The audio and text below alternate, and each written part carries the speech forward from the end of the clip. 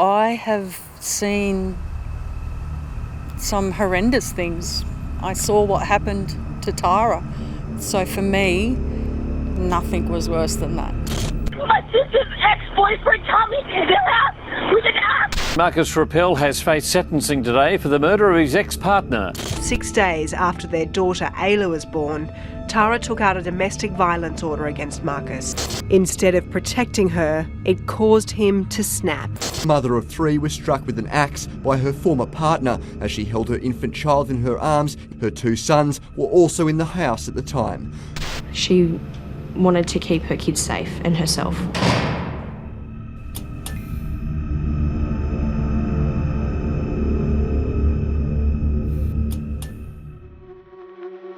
Maria, prison got personal when her niece Maria Costigan was murdered by her then partner Marcus Rappel. On February 28, 2015, Tara was at home with her 3 children, her 18-year-old sister, Ricky, and Ricky's boyfriend, Bryce. He walked up to the front door with an axe while he smashed the door and the glass.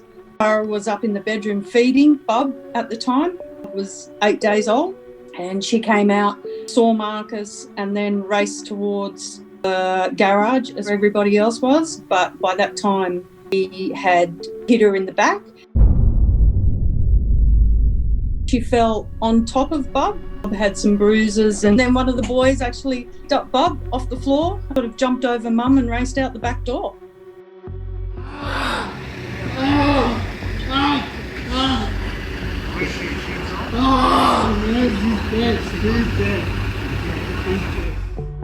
Rappel was sentenced to 32 years for murdering Tara with an axe and was taken into custody, the same prison where Maria worked. I thought I'd do okay when I first saw him. When I went back to work after it had happened, he made an effort to intimidate me, walking along the fence line, walking beside me, making comments about being a baby stealer. I remember once walking out of the health building, which is where I used to do a lot of my shifts, and then he walked straight up behind me with said, "Where are you going, miss?" I turned around and I near shit myself.